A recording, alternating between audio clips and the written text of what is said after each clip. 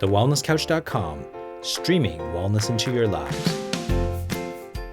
This is Up for a Chat with Cindy O'Meara, Karen Smith, and Kim Morrison.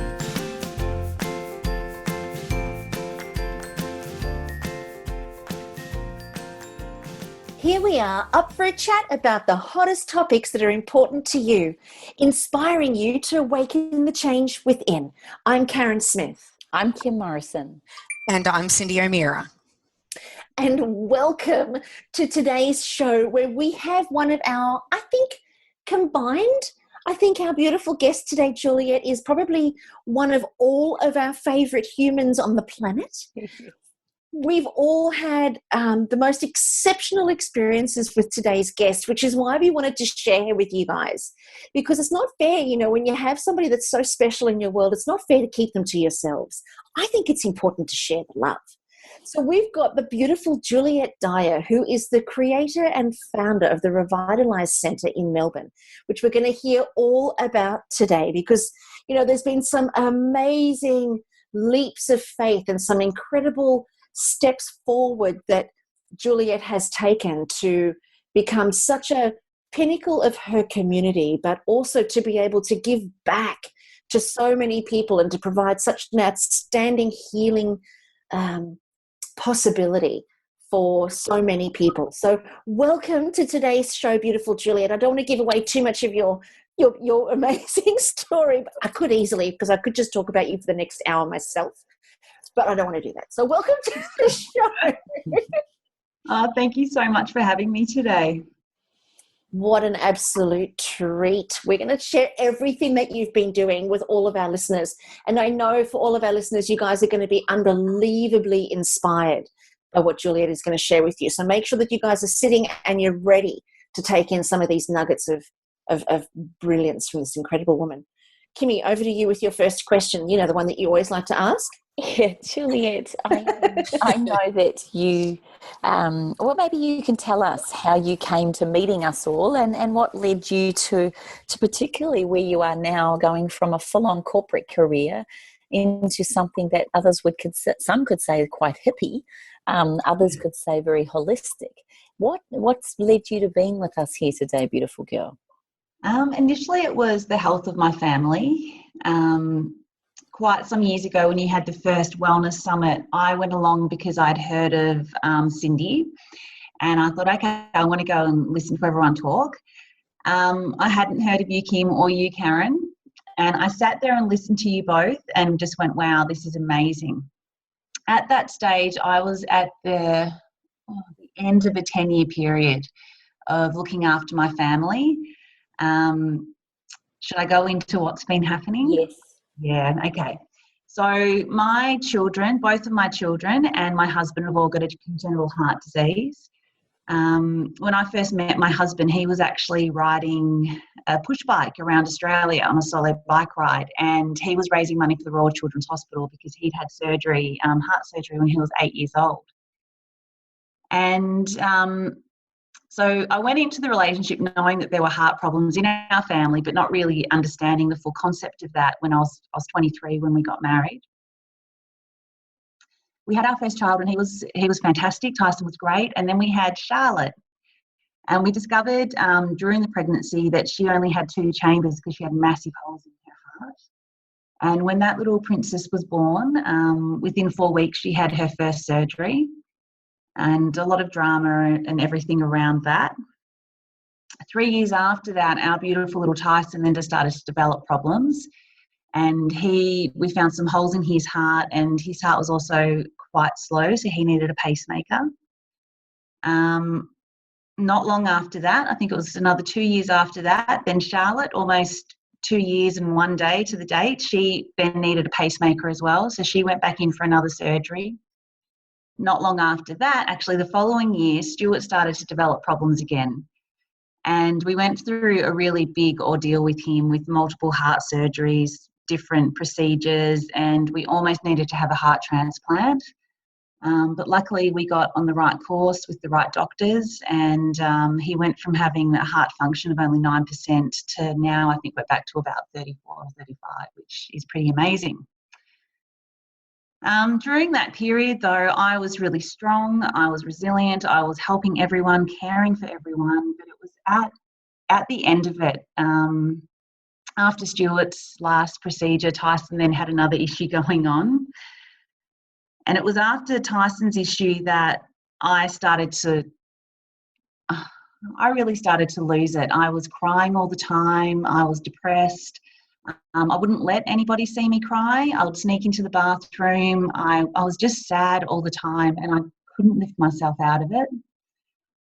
And I was at the Wellness Summit, and you'd mentioned that there would be a wellness breakthrough, and I was just thinking, I need to go to that. And it was there that I really got to meet the three of you. And Kim, when you were talking about self-love, looking after yourself, I sat there realising that I hadn't really done much for myself over that 10-year period. I'd continued to work the whole time, look after my family, but I put all my own needs. I'd lost my identity. I didn't know who I was as an individual. I didn't know what I actually enjoyed doing anymore. And a lot of the time I was just putting on a brave face for everyone around me because I didn't want them to realise how sad I was, because all that everyone kept saying to me was how strong and brave I was. So I signed up for your course, Kim, as you know, and it was through that I realised just how much help I needed, how much attention I needed to pay back onto myself.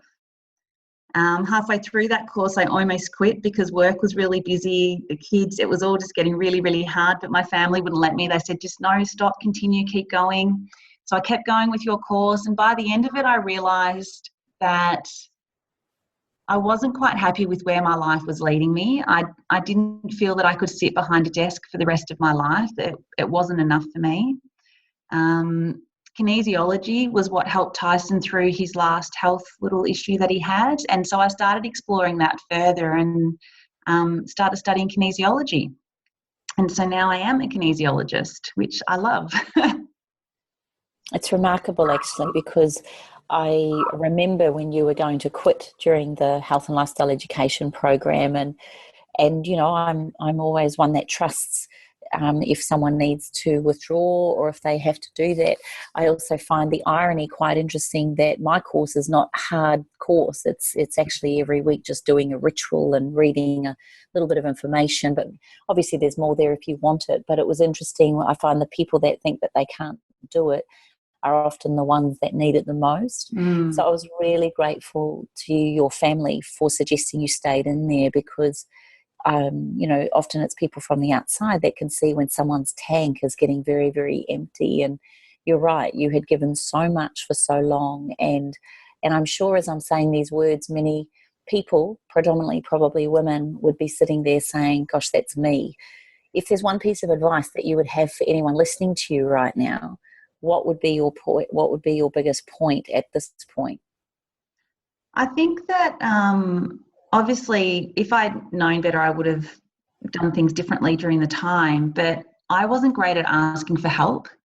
I felt that it was something that I had to do by myself. So my recommendation would be to always look out for yourself, seek support where you can.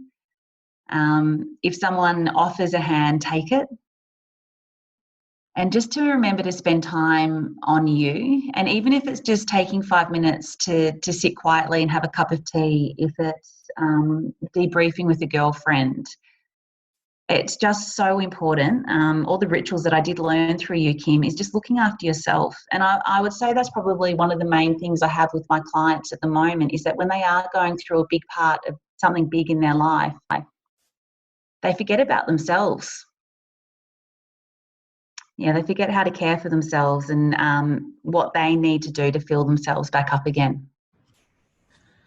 Sorry. I just want to just congratulate you, Juliet. I can't even imagine, it's hard enough bringing up children, let alone bringing up children that aren't well, as well as a husband, bringing them up too, you know that.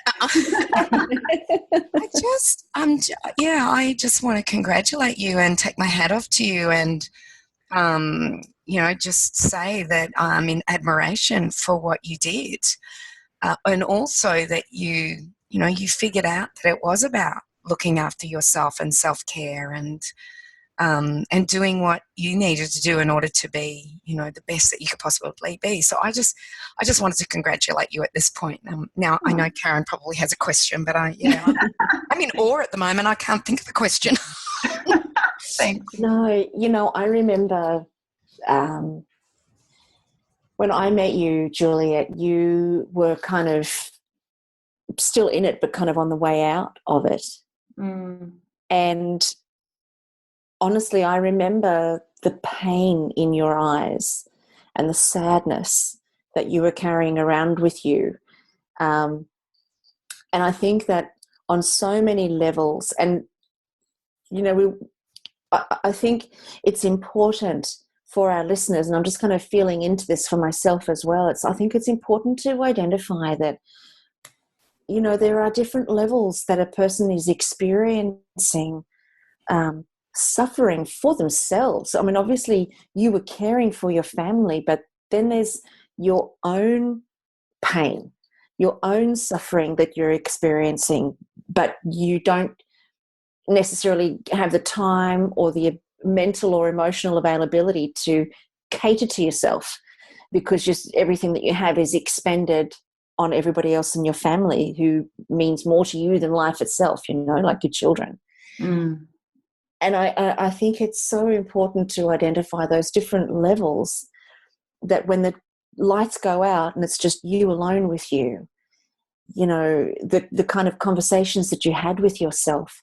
How did you go from one day to the next? I mean, I'm almost feeling like there would be times where you would just feel like you were out of your own body and totally on autopilot, and other times completely depleted and ready to just throw yourself on the floor. What went on for you during that period? It all seems like a daze now when I look back on it. I have blocks of I have some memory loss through it. I don't know why. I try to think back on little moments and I can't, and that's probably my way of protecting myself. But I think the big thing is I have amazing family. My mum is an incredibly strong woman, and it was we're just taught, just put one foot in front of the other. You just keep going. And that's what I did. I just kept going and just kept looking after everyone. My husband and I, especially with the kids, were a great source of strength for each other. I think I found it the most difficult when Stuart was the one that got sick, because I couldn't share that with him. And I had changed from being a wife to being a nurse with him, which can be quite straining on the relationship as well. I felt alone in that time because I didn't have him with me. That was probably the hardest. But I think with all of it, coming through it now, it was letting go of my story. I carried that around like, oh, this is what I've lived from. I was so young. Half my friends were still living at home and hadn't had babies, and here I was in ICU, and like I had this big story that I carried around, and it was sitting with you, Karen, a big slobbery mess. Bless your heart. Yes, it was. Oh, that was a big slobbery mess though, but you helped me change my perspective. And I think I'm internally grateful for that moment, because you made me view what I'd gone through different eyes. It made me realise what my strengths were, and that I am a strong person. Because at that time that I was with you, I was feeling I was low. I was 100% drained. And I think that with you helping me change my perspective, what Kim then later did was help me learn how to love me again, help me put myself as a priority. Because what I've realised now is that if I'm not the priority, everyone in my family doesn't benefit. It's just as simple as that. If I'm good, they're good. If I'm not good, they're not so great. Yeah. So that was a really big lesson that I've learned, that going forward now has helped me deal anytime we have something come up. It's just with a lot more ease. And it's fascinating. So did your family and your husband actually see, like afterwards, have you guys actually spoken about what it was like for each of you guys? Like, have you actually shared that with each other? We have in moments, like I think that as a family, like with the four of us, we're all very strong. I'll give you an example of that. Just this weekend, Stuart was at the hospital with Tyson while I was up in Queensland on the Friday night, and the Saturday morning, I didn't realise till Saturday morning when I woke up to ring them. Thankfully, Charlotte was at a friend's house, but we react differently to things now. We don't go straight into stress mode. We're quite calm about things. Tyson's fine, so that's all great. But my point of the situation was when Charlotte got home and found out about it, she was a little bit sad. And then Tyson's texting me going, "You better just ring Charlotte. She needs some of your which, you know, for a 14-year-old, the way that they look at life, my kids are very special. They've got a different perspective on what's important and what's not important. You know, Stuart's not as reflective, but I think with my family, like if I look then at my mum and my sisters and everyone else that was on the outer circle that supported us, talking to them, they just didn't know how to help because it was just all so big. Like they were there for us and supported us, but I think when I talked to them, they just didn't know what to actually do. But for them, it was just being there, just holding my hand, just sitting next to me. I think that was the biggest support that they could have possibly ever have given me. And I think that's a really good point you make. I mean, how do you support somebody through something like that? And it just kept, you know, there was just always something new for you to deal with and to face.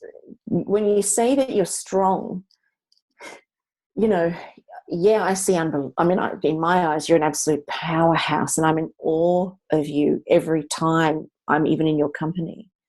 And that's and I'm not exaggerating, not even remotely. But resilience is what comes up for me in a massive way. For you to be able to just constantly be bouncing back to handle the next thing and bouncing back to handle the next thing. And now is what you're doing even now. It's just, you know, you're just always in that flow of expansion for yourself. It's mind-blowing. I want to congratulate you too. I think you're a bloody legend. Thank you. And we can actually congratulate her further because she actually won the Entrepreneurs Award, which only gets handed out every now and again at our weekend. And I can say this with hand on heart, guys, that it was totally deserved. And to see somebody go from perhaps, I don't know if the depths of despair is the right analogy for you, Julie. Like that. Yeah. I can imagine. Well, actually, I can only just try and picture it. But I would love you to explain to us, how did you go from there to now having, and what was the reason and the vision behind the Revitalise Centre? Was there a catalyst? Was there a motivation with your children? Could you explain to us how you've got up off your bathroom floor feeling like there's nothing going your way into now having a space where people have the privilege to come and be with you and even, you know, be seen by you? What was the catalyst for you? It was changing my career and studying kinesiology initially. That was very healing for me because, as I'm sure you've all had kinesiology sessions, they can be really emotional and help you deal with things that you don't even realise that you're holding at a subconscious level. So for me, that was a massive part of my healing journey as well, was dealing with things that, or letting go of things from the past. My very first kinesiology session, I sat there and I always had a vision to do something bigger, to have a centre where I'd be able to help other people, especially people who had gone through things similar to what I had, especially carers. You know, I hold carers very close to my heart because I understand the hardship it can have and the stresses involved with that. But so from my very first kinesiology class, I sat there and said, you know, one day my dream's to open up a wellness centre. So I continued to study. Karen helped and supported me on the way with her inner circle group. And one thing. Can you tell me what the inner circle group gave you? Because, you know, there's so many different courses, coaches, support people and things like that. I mean, Cindy and I think Karen's pretty special. Pause needs.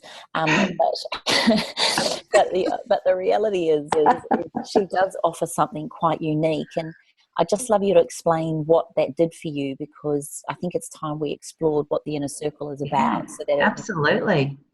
So the inner circle for me, it pushed me. They caught me on any. I was going to say bullshit, but I don't know if I'm allowed to say that.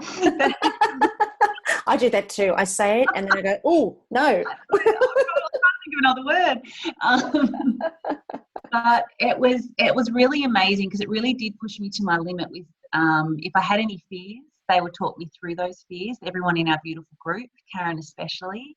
I went into the course thinking I wanted to create some sort of online program for carers. And then one session I mentioned, look, I let everyone know what my big vision is, which was to build the Revitalise Centre. That was December last year. In my mind, I hadn't brought it up before because I kept thinking in 5 years, I'll get there when I'm ready. I'm not ready yet, 5 years. And I happened to mention it in one session and just went, no, I'm not ready yet. And Karen and the group helped me deal with all the fears I had associated with that. Helped me realise that actually I do have the capabilities to be able to create that now, and really taught me to stay present. Karen taught me how to stay within flow. And so with the support of Karen and everyone within my circle, I found my property by March. By March, I'd made the decision that I was definitely going to go ahead with it. I found the property in March. I had the keys by April, and we opened the doors the 2nd of July. Oh my God, it's just amazing to me as you talk through that timeline. It was so quick. It's insane, isn't it? How fabulous. And just to get the full idea of what I did create, we have I have this beautiful building here, but we completely gutted it and we built it out. So it's been purpose built for this healing centre. So it was a lot to do, but what I found, it all came with ease. From the building to finding the practitioners, like I would think of something and it would present itself. So it was an amazing journey, and it was through the inner circle and just having everyone helping to keep me accountable, having the support, the suggestions, the ideas. It was an incredible journey. And sorry, Karen. No, not at all. Go for it.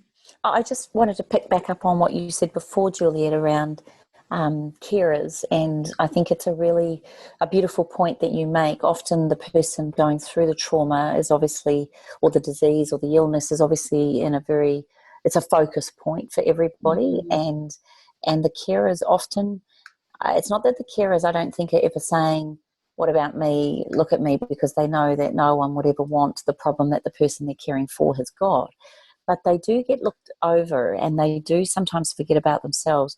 You just touched on it. Was the centre in honour of them, or is it for anybody, or is it for you just really wanted to make it available and let carers know that there's a place to come to? Because often the carers don't get the time.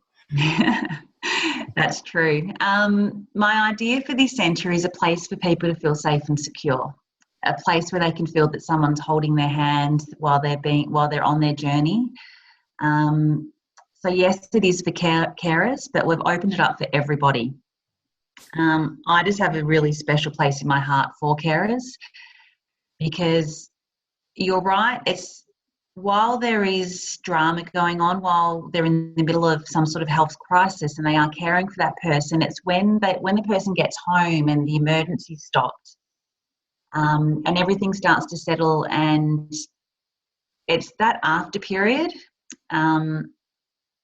where suddenly the carer is like, oh, everything's safe. But that's when it hits them because suddenly they've been in fight and flight all that time, and then they've just stopped, and the realisation of what they've just gone through, what they've just been through as the carer hits them. But then there's no one around them anymore because the main emergency stopped.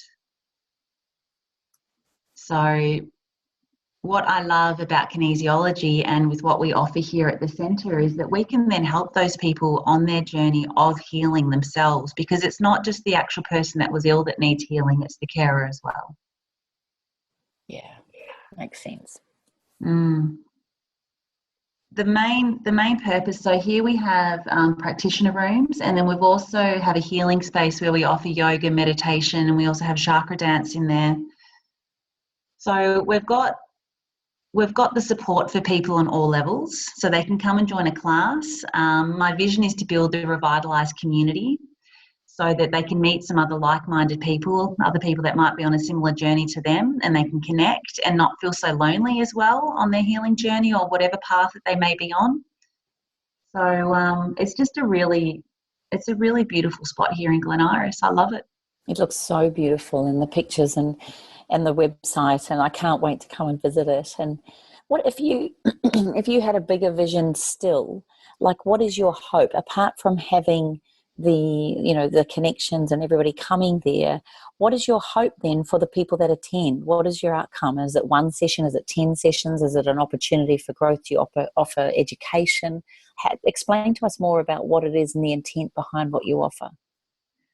So the intent is to be a place where people can come for education. So I'm a really big and firm believer, and if you can educate someone on how to help themselves, then you're halfway there, because if they've got the tools and resources, it's incredible. So we offer a whole range of workshops. So we've got a VCE Keep Calm program that's about to start, which is a 4-week program that will help VCE students get through all the struggles that they may have at school. We have, so VCE is the 11 and 12. I don't know what you have up in Queensland. Is it VCE? Not sure. Oh, no, we just have year 12. Just year 12? Yeah, it's not like Victoria. It used to be HSC, but up here, as far as I know, it's year 12, and we do an OP, what is it? Overall position. Overall position. Yeah. Which I think is dropping in the next year or two as well. So that's good. Yeah. Okay. Well, our students down here have pretty much got 2 years of, very high demanding schooling, which I'm sure students do all over the place. But this is a program to keep them calm. We've got mindfulness programs. We have beginner yoga programs. So we cater for all levels. So if someone's new to yoga and just want to have a look at what it is, then we've got that for them. There's a whole range of things, but the big idea is education is power. So if we can educate people, then we can empower people to help themselves. That's my main purpose.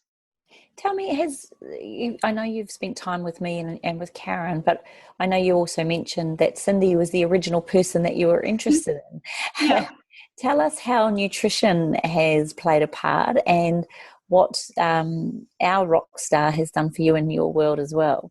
Yeah, so with Cindy, it's really interesting because every time I've gone to one of the summits or the breakthrough, I'm like, yep, I'm there because, I need to learn more about nutrition, or I need to lose some weight, and then what I've realised for myself personally is that first it has been to love myself again, and then slowly the nutrition is coming in.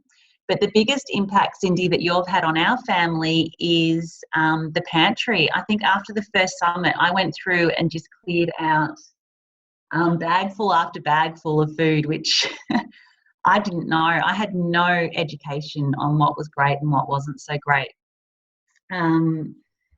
So it changed. Cindy helped change the way that I feed my family. With Stuart, and when his heart was in failure, we sat with the dietitian and they told us that, we had to reduce the salt from his diet. So I was like, I didn't even know at that stage, that cheese had such a high salt content. And they told us to look for all the products that had the heart tick on them and that we should be right with that.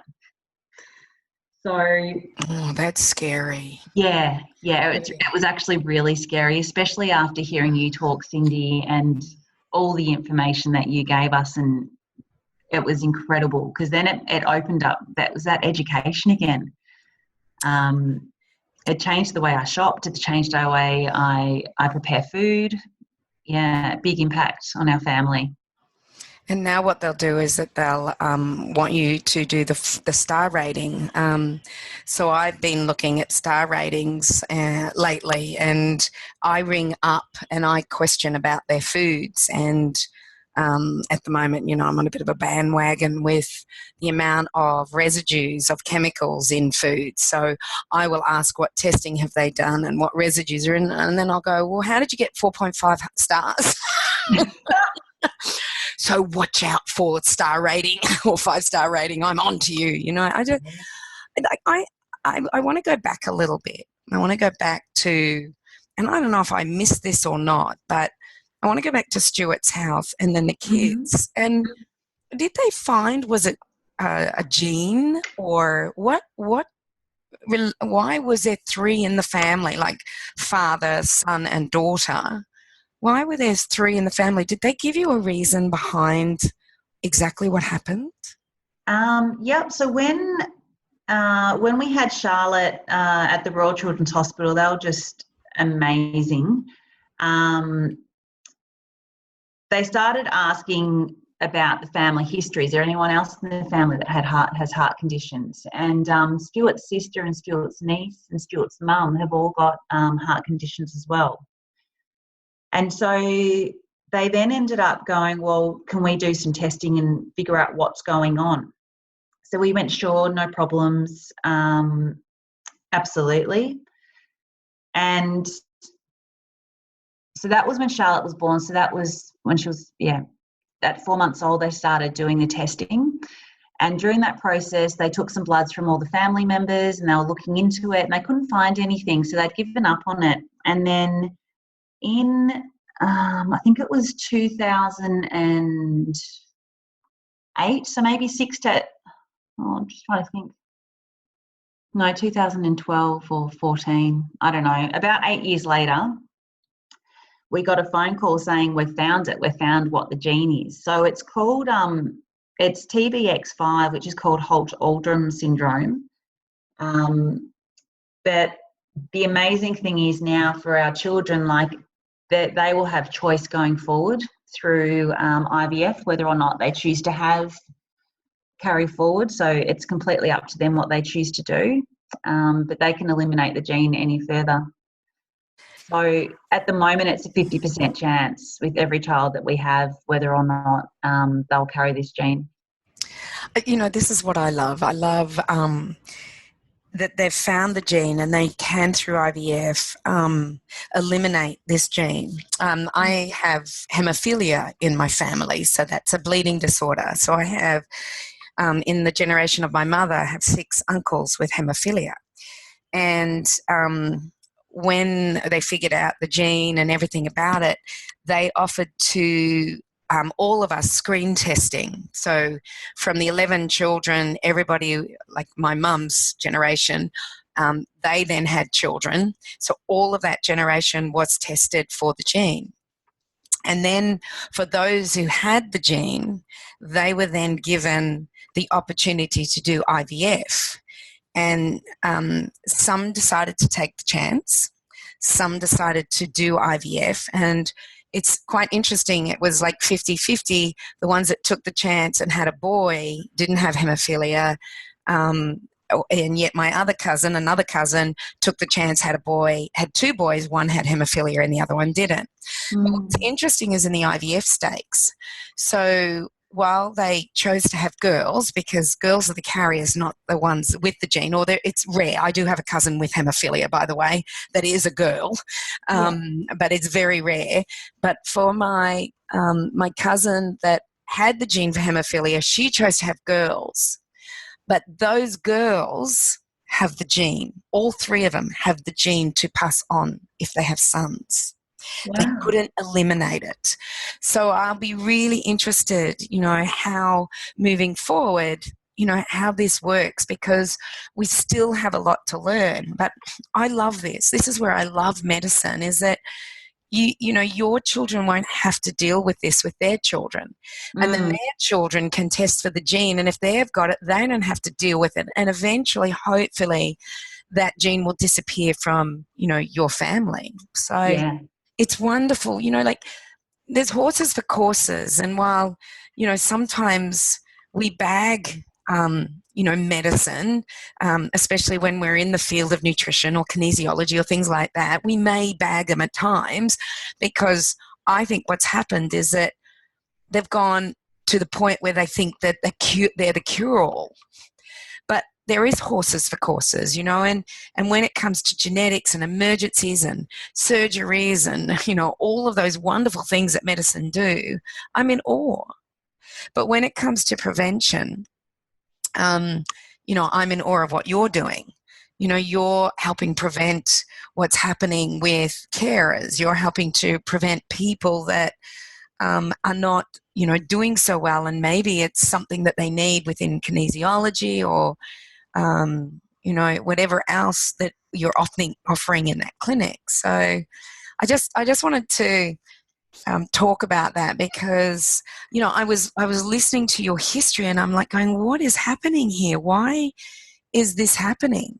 So thank you for letting me know. Oh, that's okay. It was a real surprise to the hospital system. For them, it was they were really happy when they found out about our family because it's given different options to different families now as well, which is nice to know. But yeah, it's been a really big part of our life, and the kids and I and Stuart, we do talk about where we are in life and what we've experienced, and it's made each of us who we are. You know, and I often say to Stuart, if he didn't have a heart condition, I never would have met him because he never would have been on his bike ride going through Australia raising money for them. So, you know, everything does have its place and its reason. That's adorable. See? There's always a rainbow through the clouds. And I just want to say that Stuart is one of the most divine human beings you'll ever meet. He is just, and the two of you together are such a team. I wanted to ask you, on speaking about him, is he involved in the Revitalise Centre at all, or is there an intent to have him there? This is 100% me, but he has he's been here every step of the way supporting me. I would come home from work and I was still at my other clinic. I'd come back to this centre and Stu and the kids would be here putting furniture together at night time. It's the support from them has just been absolutely amazing. Yeah, he's amazing. All right. Tell me, Juliet, with yourself, so you could safely say then that your self-care is back in order. Do you still fall off the wagon at times, or is there things that you could instruct or give advice to our listeners around what you do? What are your go-tos when it comes to self-care being so busy? I think for me it's about every day I check in with myself. You know, part of my reason for being in Queensland the last few days, like up just over the weekend, was because I needed time for me to re-energise. And I'm very aware now when I'm not operating at my best. And to stay in my best, it's food, watching what I eat, exercising. So I go to the gym and I have an amazing community there, which we often get coffee afterwards on, you know, a Tuesday morning. We have a running group on a Saturday, which I love. My oils, Kimmy, are a part of my daily care. I have them all over the centre here. So there's always a different blend going. Yeah, but I think for me a really big important part is taking time and being present. So if I'm too far ahead into the future worrying about stuff, nothing tends to work for me. So it's about bringing myself back to the present moment, looking at where I'm at, journaling if I need to get my thoughts out of my head. But most importantly, just checking in, like it doesn't take long to do that, to actually sit quietly, close your eyes and just focus inwards. Feel each part of your body. Is it okay? Think about where your mind's at, where your emotions are at. And then if something comes back and it's not okay, then taking the action to fix that. Nice. And I guess, you know, would you be able to give us an example of, have you had anybody yet come into the practice or into Revitalise that you've seen a remarkable change? Have you got any stories for us yet? There's so many clients that are popping through my head. So I'll give you an example of one beautiful client who is going through something at the moment. She has a sister that is terminally ill, and so she's that perfect example of a carer. She is doing for herself, which I didn't do back when I was looking after my family, in that she just comes in for support. We can't change her circumstances, but what we can do here is help her along her journey, give her that nurturing that she needs, be a place where she can actually break down and cry, release all the negative energy that she's holding on to, and then fill herself back up. That's one example. We have a range of beautiful clients that will use all the services. So they'll do the yoga classes, they'll come to the chakra dance, booking for massages and reflexology. It's shaping up to be a really, really great, fun place. And the whole vision of the Revitalised Centre is we're going to start doing monthly walks again. I was doing it at my old space, but I do a monthly walk up 1,000 steps as well. Wow. Because, I feel community is a massive part of healing. If you feel like you're a part of a community, if you have connection with other people, that's huge in itself, because then you're more open to talk to people. And if you're talking to people, then you're releasing whatever anxieties or stresses that you have. So it's really well, and you also get to realise that there's other people out there, and sharing the load of it, and also getting support about what you can do rather than sitting there worrying about it. You can actually take it into action, can't you? Yeah, absolutely. I actually agree with you, Juliet, is that community is so important. And if, it doesn't matter how big the community is, as long as you have somebody that understands what you're going through and how to help. So just in case the people listening don't understand what kinesiology is all about, would you like to just have a little talk about kinesiology? Yeah, absolutely. It's probably one of the hardest questions you could ask someone. What is kinesiology? So kinesiology is the energy through the body, and it's a holistic form of healing where we tap into the subconscious mind through muscle testing.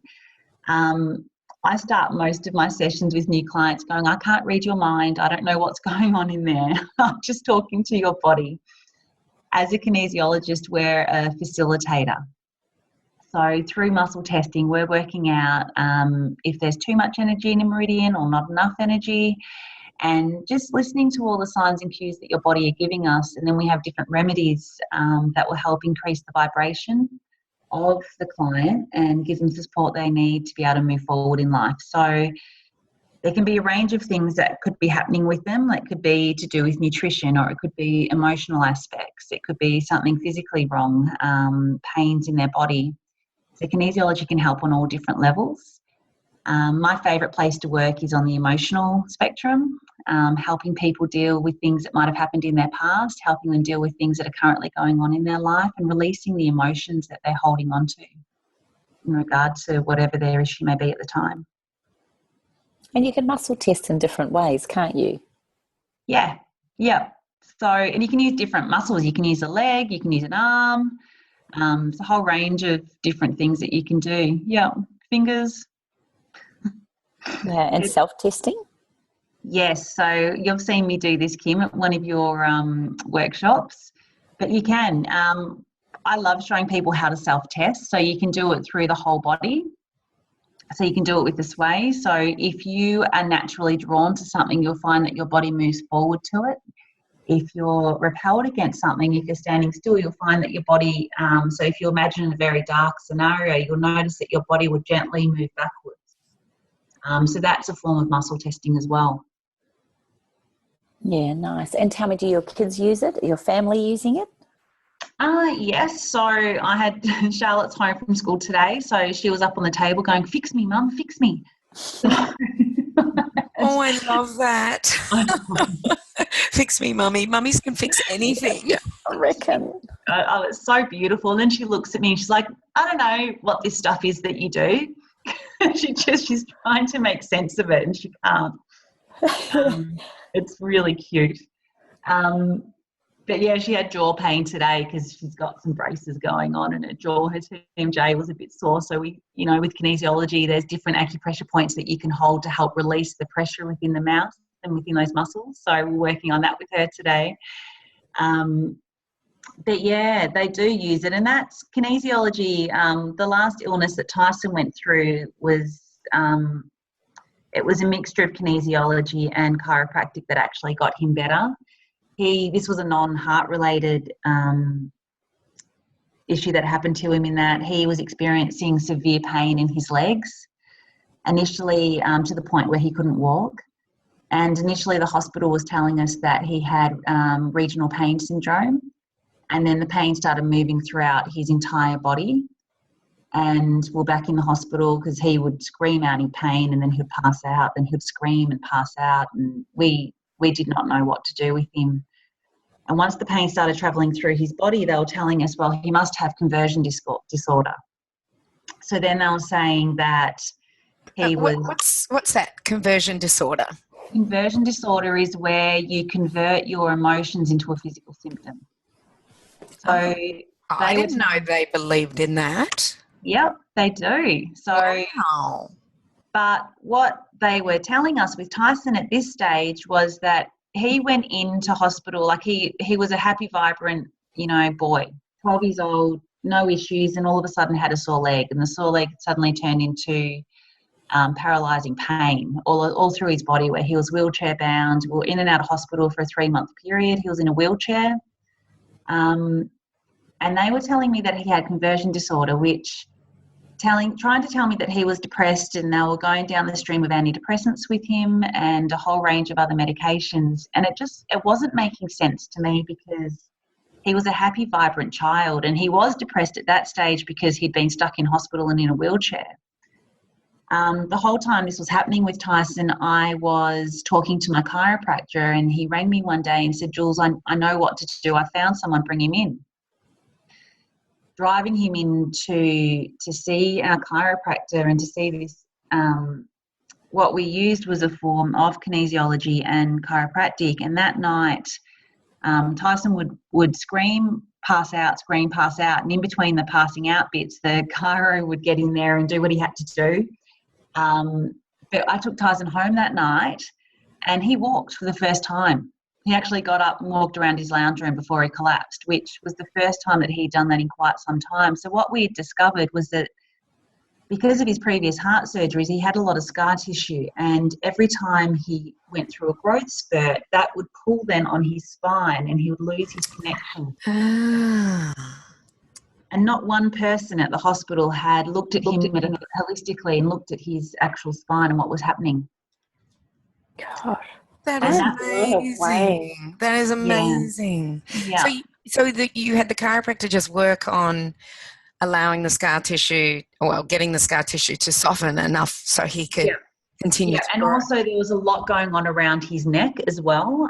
So we had to release a lot that was happening up there, because what was happening is he would black out because his head would fall back. And so there was a lot that they had to do, and a lot of the corrections were in through the mouth. And he must have been terrified. Oh, he was terrified. And that was the very last sort of major health concern that we've had, and it was a pretty big one. just to watch your child go through that sort of pain, and then trying to tell him that everything will be okay, but not really having the answers yourself. And then having his younger sister watch that as well, that was pretty hard for her. But again, like, we all stuck together and we managed to get through it, and it really was that changed my life. That's what led me into kinesiology, because I'd never heard of it before until it was done on Tyson. And then I'm like, well, what is this? And then he'll start muscle testing me, and I'm like, how does that work? What is going on? And that's what really got me interested in it, because it helped Tyson, and it put him in an amazing place. Yeah. So where is your centre in Melbourne? So we are in Glen Iris, which is the eastern suburbs. It's nice and leafy. We're on a beautiful little strip that's just got a couple of cafes and a few other little shops. And directly behind us is the Anniversary walking trail, and then the Burwood train station behind that. So we're in a pretty sensational area. So people can get to you pretty easily. Very easily, which I love. And And that's what I love with having the cafe so close as well, so people can go and do a yoga class or see one of the practitioners and meet up with friends afterwards. It's a really great spot. Yeah. So will you let us know how people can contact you? So what is your website, your Facebook, Instagram, where you are in Glen Iris, your address in Glen Iris. So if people are living in the Melbourne area or even visiting the Melbourne area, they might really love to come and visit you and what you're doing. Yeah, I would love that. We have people come from all over the place. Like we have people come from Hoppers Crossing, which is almost an hour away from Tarnese. It's pretty special, but we're located at 7 to 9 Bardoff Street in Glen Iris. You can visit our website at www.revitalizecentre.com.au. If you wanted to know more about me, I'm julietdyer.com. But then you can also have a look at our Facebook and our Instagram pages, which is just the Revitalize Centre. And we've pretty much got daily feeds going up there every day, letting people know what's going on. You can jump onto our newsletter, and then that lets you know what specials we have. And all the programs that we have going. So the VCE program that starts. Juliet, can you explain what that chakra dance is all about? Oh, I've been wondering that too. Let's do that. Go, Juliet, go. You want me to go? Okay, it's very special. It's so chakra dance is, the music is based at each chakra. So if you're doing the bass, it's very deep and there's lots of drums, and it's dark in the room and you close your eyes, and as the music's going, you dance your way through each chakra. So it's a moving meditation that's designed to clear space within that area, that whatever chakra you're working on. So if you feel you need to be more grounded, that's what that one will help you with. And then it works its way through each one. It's fun. It's a different way to do meditation. So for those people that can't sit still and meditate, they can come and dance their way through it. It's sensational. Everyone that walks out their eyes they look amazing. And I often work while chakra dance is on, so I can hear the amazing music just pumping out of that room while I'm doing my sessions with clients, and it's just such a fantastic environment. One of our, Natalie Southgate, who created chakra dance, when was it, Karen? Was it quite some time ago? Yeah, it's been over 10 years. It's at least, between 10 and 15 years ago. Yeah. So it's in about 20 different countries throughout the world. Yeah. Yeah. An incredible way to meditate and to dance and have some fun with some girlfriends. Sounds brilliant. And the yoga, how big are the classes that you have there by chance? So our yoga classes, they're small, so we only allow 10 to 12 people into a class, and the reason being so that you can have hands-on care, so that you don't feel like you're just another number in a room. It's a lot of people in our area are very new to yoga. It's something that they haven't experienced before, so it gives them that really safe and secure environment to know that they're being looked after, and the instructor can move around to each of the clients and make sure that they're in the correct pose or position. Juliet, from a personal point of view, I know you said that you've met us all. We've got a wellness summit, obviously, that they host once a year, and then breakthroughs, and then obviously work that you've done with us. Can you tell us if there's other areas or favourite books or things that have really helped you to get through and navigate the pathway of being a carer yourself? Anything that's inspired you that might help our beautiful listeners? That's a really great question. I think my journey did start with the wellness couch, so coming to the summits, to the breakthroughs, and then listening to your podcast. For me, it was then exploring different areas, opening up to different, like Joe Dispenza. I love his work. I've done his online program, which I think, Cindy, you have, and Karen, I believe. Yep, definitely. Yeah. I've done his, I went to Las Vegas to do one of his programs, and, he's coming to Australia. For everybody who's listening, he'll be in Australia October I think it's 22nd to 28th at Twin Waters. So, yeah, I'm going to that one as well. Are you going, Juliet?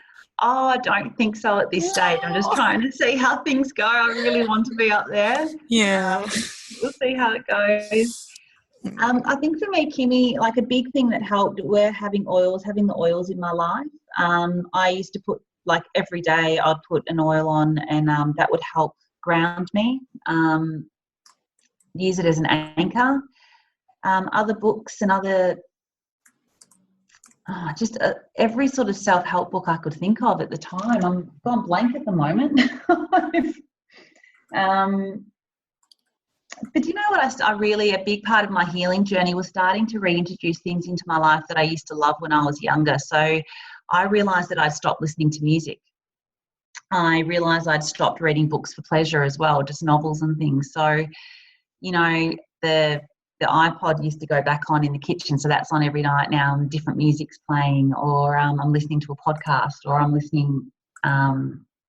reading different books. That's really helped me along my journey.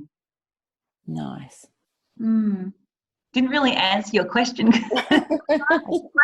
I was just checking if there wasn't something else that because I find it really interesting when we have beautiful guests on the show and they share their self-care tips or their beautiful pathway or people that have inspired them, and often it inspires all of us listening to you to get another book or to try something ourselves. And books like E Squared and obviously there's all the thing, but the one I've been trying to read lately, Karen, you'll be impressed, A Course in Miracles.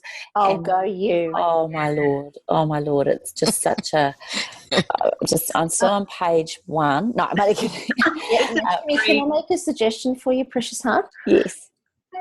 I have cards that I've put together that I've got your cards. 30 days of meditations, and then there's also a audio download that comes with the cards that explains it to you. Oh. My recommendation is to start there. Okay. Because once you do that and you kind of grasp each of those meditations, it will actually make reading A Course in Miracles make more sense. Ah, that sounds brilliant. You should have your own show. You really are. You really Oh, bless. Hey, so what on that note then, why don't we ask, what are all three of us reading at the moment, and are you reading something at the moment, Juliet? Yep, I'll let you guys go first. I'll try to remember what I'm reading. All right, you ready? You'll go, Cindy. I'm reading Whitewash, The Story of a Weed Killer, Cancer and the Corruption of Science by Carrie Gillam, who we interviewed on July 17th. If anyone wants to go and listen to it, I just listened to her at the Writers' Festival in Bendigo. She's such an inspiration, and getting hell for it, She's getting hell for what she's written, and she's been in this industry for 20 years in the agricultural industry as an investigative journalist. So that's what I'm reading at the moment. And Cindy, do you think you should say anything about the message you sent me? Oh, about what? Okay. People should know by now, because this will have gone to air after the fact, but over the weekend. So I listened to Carrie Gillam on Friday at the Bendigo Writers' Festival, and I have her book on Kindle, so I bought a hard copy and asked her to sign it for me, and she signed it for me, and this is what I love about her. She just said... Hang on, before you say that, how many copies did you get? I should have bought 3, one for Karen, one for Kim, and one for me, but I was so into myself at that point that I was very selfish, and I only bought one, which says, "For Cindy, Karen, and Kim, for our future, so nice to be on the same site." See, I had it signed. Oh my God, Cindy. Are you lying? No, it might just say C for Cindy. Yeah. Yeah, but what happened was that I was listening to her speak, and I had a bit of time with her, as well as her husband Don and some other people that was so interested in this. And then the next morning I was up very early. I caught a train and then a plane, and I got off my plane, and there were texts from so many people saying, "Have you just heard, Cindy?" And it was about the court case in the US in San Francisco at the moment against Monsanto and Roundup, and the case that it is has a connection with non-Hodgkin's lymphoma. And the plaintiff, one groundsman at a school, this is what gets me. He was a groundsman at a school and he sprayed it every day on the schoolyard. And the groundsman won a $289 million payout. So there are 4,000 other plaintiffs behind him that have non-Hodgkin's lymphoma, have sprayed Roundup every day of their life, being told that it was the truth. And what Carrie basically says is that she says it's not so much that it causes cancer, it's just that Monsanto has lied to us and has not given us the choice that it causes cancer and whether we want to spray it or not on our food, on our 160 foods that it's sprayed on. So, yeah, I'm a little bit wrapped up in, I do have a girl crush on Carrie, and I do love her book, Whitewash. It's, this is the second time I've read it, and, the first time there's just so much information that this time that I'm listening to it, I am just, my mind is just boggled with the lies and the deception. And, she has nothing to lose. I mean, she has nothing to gain by telling the truth, but she's telling the truth, because she wants people to know. How can she be getting flack when there's a court case that's just won $280 million? How can she be getting flack for something like that? Well, all you have to do is listen to our local project and hear stupid scientists, I won't name their names, who basically don't even know how to say the word glyphosate, say it wrong, and then say there's nothing wrong with it. And he's a scientist in toxicology, and I think it was biochemistry or something, and they made him out to be the expert. And basically one man has, in Australia that I saw, and I do hear other people say it, are saying, there's nothing wrong with it. But, and he says, oh, and look at the science. But the science actually says, Carrie's book is completely backed up with scientific articles. You just have to read it. There's a number on every sentence. So, you either want to, where there's smoke, there's fire, and you either want to say, well, I'm going to heed the warnings and just not use it. And this professor basically said, oh, if you're home gardener, just keep spraying it, it's not a problem. But what he doesn't realise is that there are a lot of foods that are sprayed with it, and we're exposed to it on a daily basis as we ingest it, not only on your home garden or, or your pathways or your driveways, but we're exposed to it in our water supply, in our food supply, in our councils spraying it. Yes, I had something to say to the council. I was going to say. Yes, I did. I actually messaged Mark Jamieson, our mayor, on his messenger, and I know he's looked at it because his little face came on. And I basically said, I hope that you will now, stop using glyphosate. And I'm sure I'm just a little bee in their bonnet. You're like that little mozzie in the night that he just can't see, just making such an annoying sound. It's just unbelievable. It's interesting. I spoke at a conference. Sorry, Juliet, but I kind of feel a little bit, when I was listening to you, a little bit like what this gentleman said to me at a conference. I spoke at a conference and he was from South Africa, and I finished, my whole spiel on flavours and colourings and all this clean labelling. I'm, really proud that I told the people that this is all about. And I get off the stage and he looks at me and he goes, oh, we don't even think about that in South Africa. We're just trying to save our lives and not get killed. Oh, wow. Oh, okay. That's perspective and relativity. It is perspective, Yeah. It is total. And then I'm listening to Juliet and I'm thinking, oh my gosh, where is the perspective on this? You're trying to survive and I had to look it up. You should see the way I absolutely wrote Holt Oram Syndrome. It was like I typed it up. As soon as you said it, I typed it up to find out what it was all about.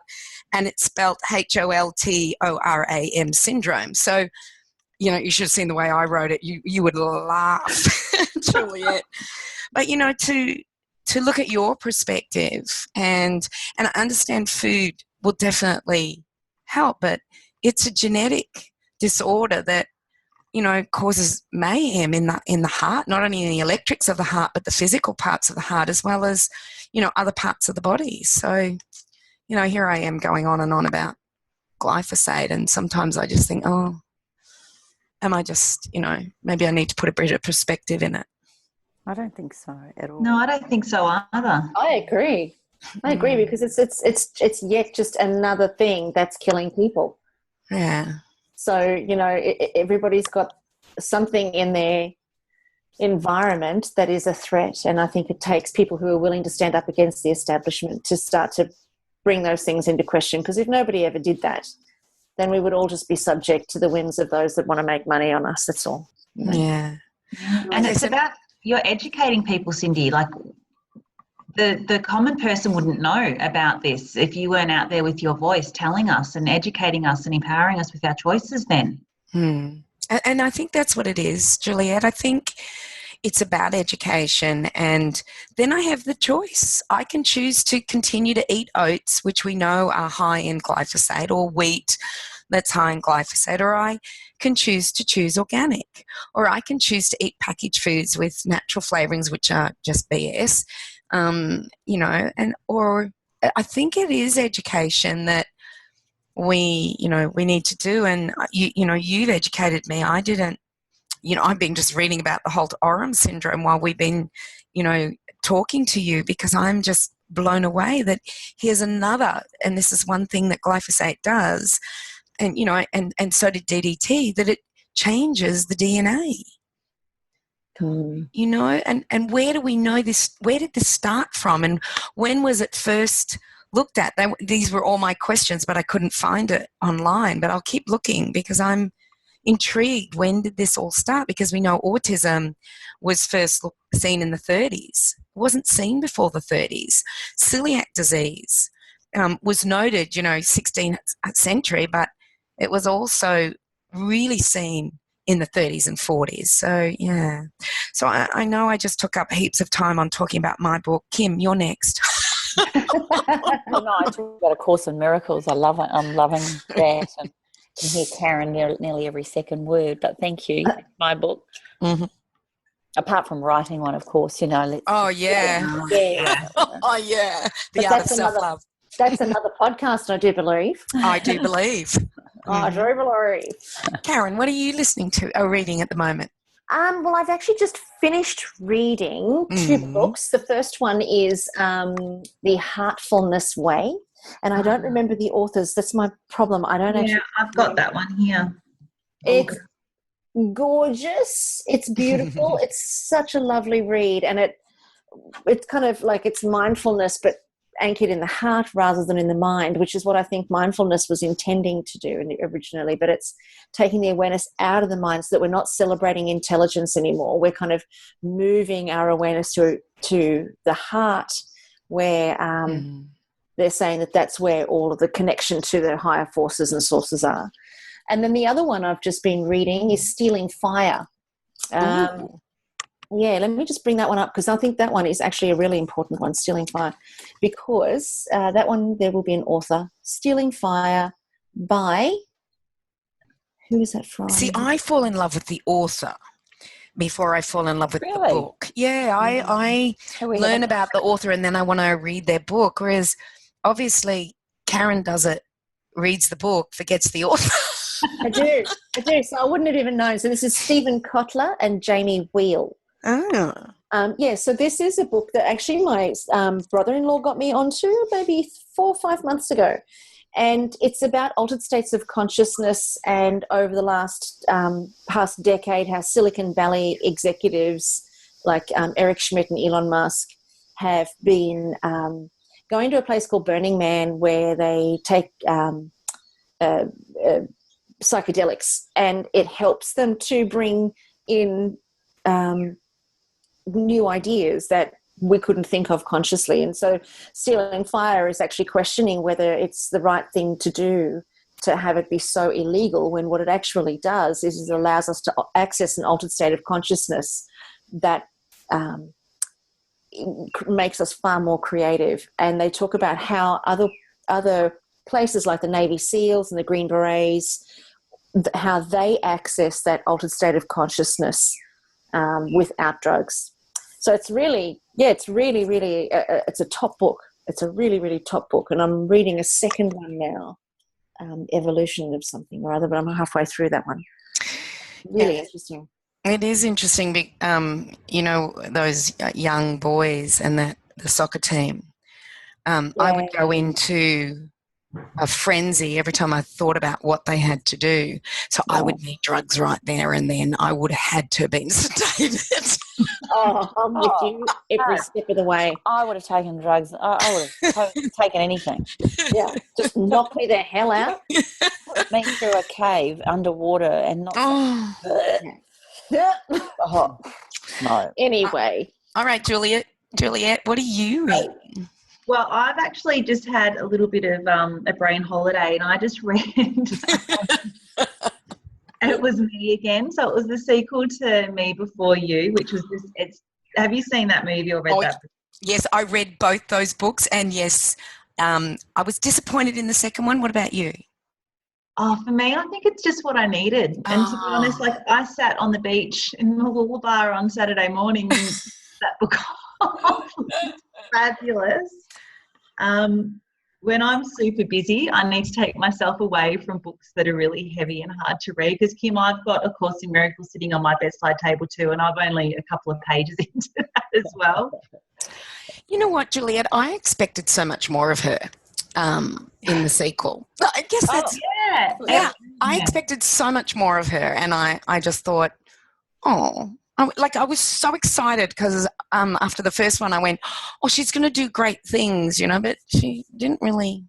No, she didn't do really great things. So it took a while to get somewhere too. Yeah, to really see the bigger picture. But Juliet, do you have any parting words to our beautiful listeners? Is there anything that you would love them to know about you, or perhaps even from your own experiences? If there was something you'd want this beautiful planet to know, what would that be?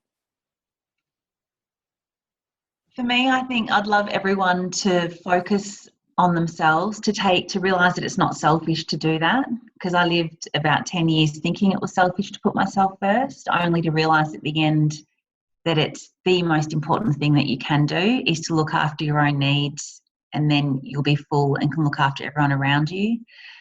To take a minute every day to check in with yourself, for movement, for connection, and just to surround yourself with friends and loved ones. That's my little message. Beautiful soul that you are. Thank you, darling. Just gorgeous. Well, this has been such an insightful podcast, and I think you are an unbelievable inspiration, Miss Juliet, and thank you for being a part of our lives. I think we're all very, very grateful that we've met you, and we're all very, very grateful that we just love you and adore you and get to share your ride. So thank you, my love. Thank you so much. And I feel really blessed that I've had each of you women in my life to help guide me and support me along my journey, even when you didn't even know that you're doing it. So thank you. Oh, well, the feeling's mutual. So for all of our listeners, if you guys want to get in touch with Juliet, hit us with it again, girlfriend. So you can go to the revitalizecentre.com.au. You check us out on Facebook or Instagram at Revitalize Centre.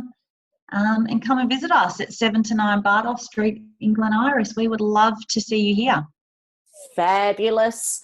So for all of our listeners who are based down south, make sure that you go and pop in and have a quick chat with Juliet and go and check out the centre. It's just such an incredible creation, so beautifully done and filled with so much love. So it's an absolute treat to share you with our listeners, gorgeous girl. And for all of our listeners that are interested and have got questions for Juliet, you can either send them straight on to her, or you can go to our Facebook page, which is at allthews.facebook.com/up-for-a-chat, or you can head on over to allthews.thewellnesscouch.com/up-for-a-chat. I nearly didn't get it out that time. Now, I wanted to tell you guys too, super, super quick, and we'll mention more about this on our next podcast, but the website is up and running and live for you guys to check out our Mt Blanc hike. So all you need to do is go to allthews.karensmith, and you guys should all know my name by now. So it's CARRENSMITH.com for those of you who are new to the podcast, and /UFC. So up for a chat, UFC. You'll find all of the information about our hike to Mont Blanc there. For everybody who has already expressed an interest in joining us, you are about to get emails from me, so hang in there. You'll get your emails from me with all of the details. Now, just to let you guys know, we can only take 12, and we've already sold 6. So we've got 6 spots left to join us on the Mont Blanc hike in September 2020. And we're selling it this quick, this early, so that you guys have got plenty of time to pay it off. So go to the website, karensmith.com /UFC, and we will hopefully get to see you guys there. In the meantime, make sure that you tune in next week right here on Up for a Chat and become part of the ripple effect that's changing the world. And we are going to see you on the mountains of Mont Blanc on the hike. Bye for now. This has been a production of TheWellnessCouch.com. Check us out on Facebook and join in the conversation on Facebook.com/TheWellnessCouch. Subscribe to each show on iTunes and check us out on Twitter. The Wellness Couch, streaming wellness into your lives. Whilst the Wellness Couch presenter endeavor to provide accurate and helpful information to their listeners, these podcasts cannot take into account individual circumstances and are not intended to be a substitute for health and medical advice from a qualified health professional. You should always seek the advice of a qualified health professional before acting on any of the information provided by any of the Wellness Couch podcasts.